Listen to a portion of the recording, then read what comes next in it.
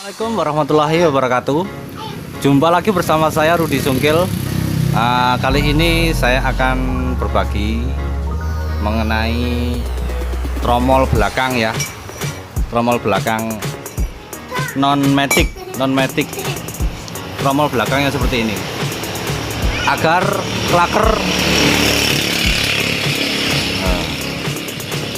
klakernya itu awet. Karena untuk bawaan ini ya, klakernya akan cuma satu, sini satu, dan yang sebelah sini satu. Ini kebanyakan yang di sebelah sini, di sebelah kampasnya ini, di bagian kampasnya ini, klakernya gampang lobok ya, lower istilahnya, kalau bahasa Senduro itu lower. Nah, kalau sudah lower itu nanti diganjel-ganjel ya, banyak pokoknya. Akalnya para mekanik itu ada yang diganjel, ada yang disok. Namun walaupun diganjel ataupun disok itu kekuatannya itu tidak sampai lama, tidak bisa bertahan. Ini kawan, ayo naikkan.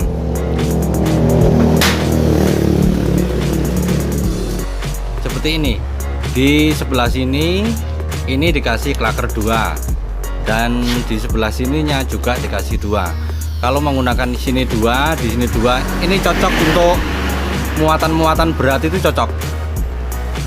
Kalau hanya untuk dikendarai sendiri sih awet. Namun ini kalau digunakan untuk apa ya, muatan berat melebihi dari 1 kintal, 2 kintal itu enaknya. Itu kasihannya ini non matic ya. Kalau matic saya masih belum tahu. Hanya untuk yang jenis-jenis bos tromol yang seperti ini. Di sini dikasih 2, di sini dikasih 2. Kalau beli langsung dikasih 2 itu enggak bisa. Jadi pertama beli bos tromol ini harus dibubut di sininya. Dibubut agar klaker 2 ini bisa masuk kanan kiri. Kalau enggak dibubut enggak bisa.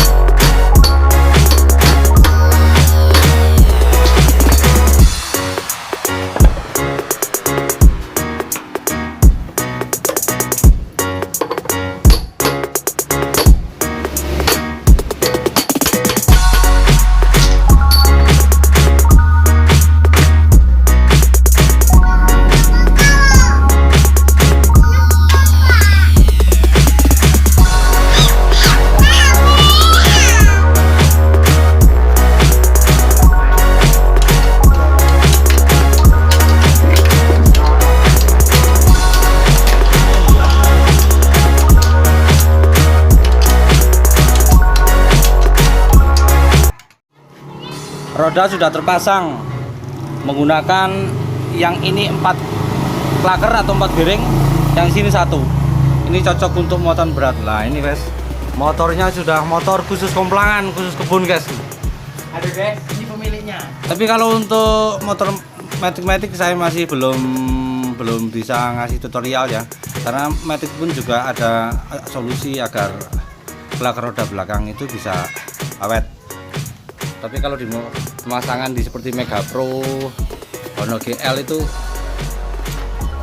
bisa menggunakan 4 klaker sekaligus awet guys, daripada dikit-dikit ganti klaker, dikit-dikit ganti klaker, mendingan langsung dibubut langsung dikasih klaker 4 ya. Oke, demikian tutorial mengenai klaker roda belakang punya saya. Semoga tutorial ini bisa bermanfaat bagi rekan-rekan sesama mekanik ya. Jika ada kesalahan maupun hal-hal yang lain yang kurang berkenan, saya mohon maaf karena saya masih bengkel amatir ya.